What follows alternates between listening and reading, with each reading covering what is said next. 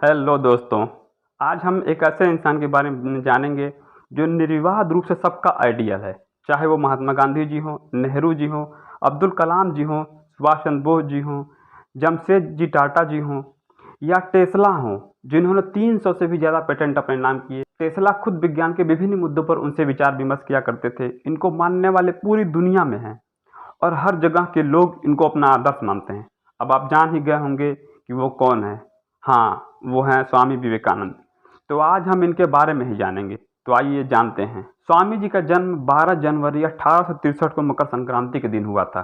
कहते हैं कि इनकी माता ने भगवान शिव से एक पुत्र की कामना की थी, तो भगवान शिव स्वयं सपने में आकर बोले कि मैं स्वयं जन्म लूँगा। इनके बचपन का नाम नरेंद्र नाथ दत्त था। प्यार से लोग इन्हें नरेन कहते थे। ये काफ़ी अच्छे और रईस परिवार में जन्मे थे। ये कुल 9 भाई बहन थे।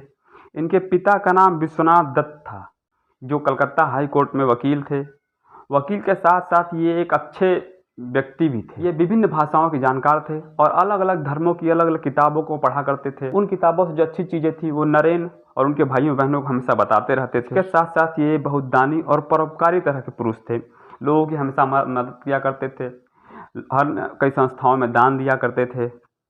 इसी तरह इनकी माता का नाम भुवनेश्वरी देवी था, जो एक धार्मिक महिला थी और पूजा पाठ के साथ साथ लोगों की सेवा भी करती थी।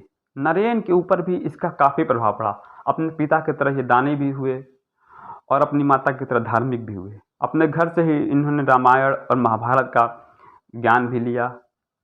इनके दादा दुर्गा दत्त भी, जो 25 वर्ष की उम्र में संन्यास ग्रहण कर लिया था। तो नरेन का संन्यास और सन्यासी जीवन से लगभग कुछ न कुछ नाता था। ये एकदम अपरिचित नहीं थे उनसे। ये बचपन में बहुत ही शरारती थे और पिता की तरह दानी भी थे। और सन्यासियों द्वारा अगर कुछ भी मांग लिया जाता तो ये अपना सब कुछ उसे दे देते थे।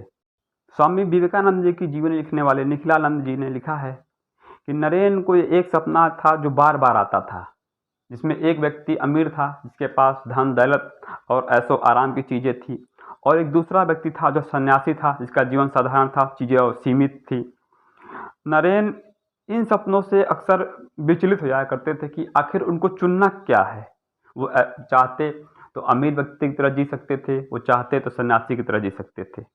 वो इसका निर्धारण नहीं कर पा रहे थे कि उन्हें क्या करना है और किधर जाना है। समय के साथ नरेन बड़े हो गए। इन्हीं बड़े होने के साथ और उनके शिक्षा ग्रहण के साथ आप देखेंगे कि किस तरह से चीज़ें उनके जीवन में आती गई, जो उनको प्रभावित करती गई। किस तरह से लोग आते गए, उनके विचार उनको प्रभावित करते गए, जिससे नरेन जो थे एक साधारण व्यक्ति से असाधारण व्यक्ति की तरफ और नई नई चीज़ों की तरफ बढ़ते गए। जो नरेन था वो अब विवेकानंद की तरफ बढ़ रहा था। आप यहाँ ध्यान से देखिए तो आप समझ पाएंगे। 1879 में उनका एडमिशन प्रेसिडेंसी कॉलेज में हो जाता है। इसी कॉलेज से सुभाष चंद्र बोस और भारत के महान वैज्ञानिक CV रमन भी पढ़े थे। इसके संस्थापक थे डेविड हेयर और राजा राम मोहन राय। इसी कॉलेज में एक प्रोफेसर थे हेनरी विवियन डिरेजियो, जिन फॉलोवर थे उनको डिरेजियन भी कहा जाता था। ये फ्री थिंकिंग को और तर्क को बढ़ावा देते थे। इनका कहना है कि आप विचारों के बंधन में न बनिए और तर्क के आधार पर चीज़ों को ग्रहण करिए। बिना तर्क पे किसी भी चीज़ को ग्रहण नहीं करना चाहिए।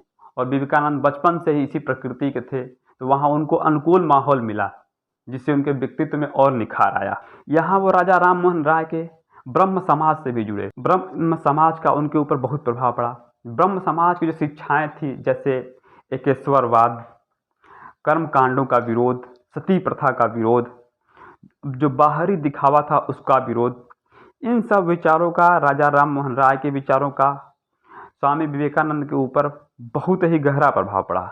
इसका उन्होंने कई बार अपने भाषणों में जिक्र किया है, वह किस तरह से राजा राम मोहन राय से प्रभावित थे।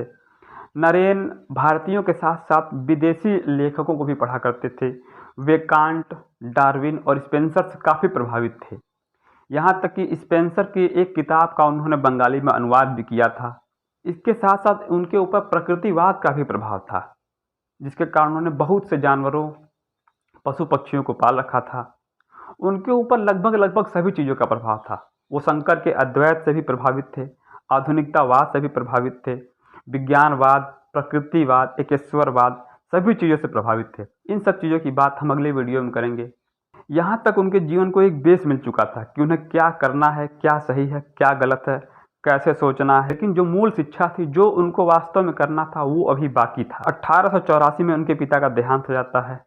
उनका परिवार बेहद गरीबी से गुजरता है। खाने के लिए पैसे नहीं थे, उधार मांगने वालों की उनके दरवाजे पर लाइन लगी थी। पारिवारिक जायदाद के लिए घर वालों में आपस में झगड़ा कर लिया। उनके घर वालों ने कलकत्ता हाई कोर्ट में केस कर दिया। नरेन ने स्वयं कहा है कि वो बिना चप्पल के, बिना खाए पिए कई दिनों तक इधर काम की तलाश में, उधर काम की तलाश में भटकते रहते थे। इस दफ्तर से उस दफ्तर तक जाते रहते थे। यहाँ तक गरीबी के कारण उनका भगवान के ऊपर से भी कभी कभी विश्वास हटने लगा। नरेन अपने गुरु रामकृष्ण परमहंस से पहली बार कोलकाता में मिले थे।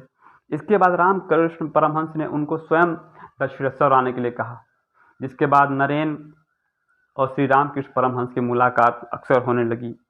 अंत में गरीबी से परेशान होकर नरेन ने रामकृष्ण परमहंस से कहा कि क्यों नहीं आप भगवान से हमारे लिए कुछ मांगते, हमारे लिए कुछ धन मांग लेते। तो श्री रामकृष्ण परमहंस ने कहा कि तुम स्वयं मांग लो।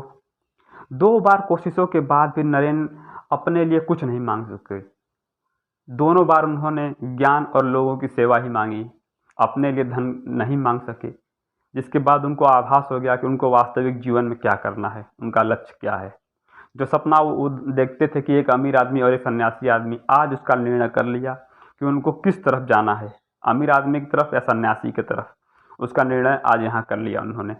तो अगले वीडियो में हम बात करेंगे उनके आगे का जीवन, कि कैसे उनके ऊपर अद्वैतवाद का प्रभाव पड़ा, कैसे वे ब्रह्म को समझे, प्रकृतिवाद का प्रभाव, विज्ञानवाद का प्रभाव, प्रकृतिवाद, विज्ञानवाद और आध्यात्मवाद को एक साथ जोड़ना, उनका शिकागो का भाषण और भारत वापसी, इन सब चीज़ों पर बात करेंगे। अगर आपको ये वीडियो अच्छा लगा है तो हमारा चैनल सब्सक्राइब करें, वीडियो को लाइक करें और शेयर करें।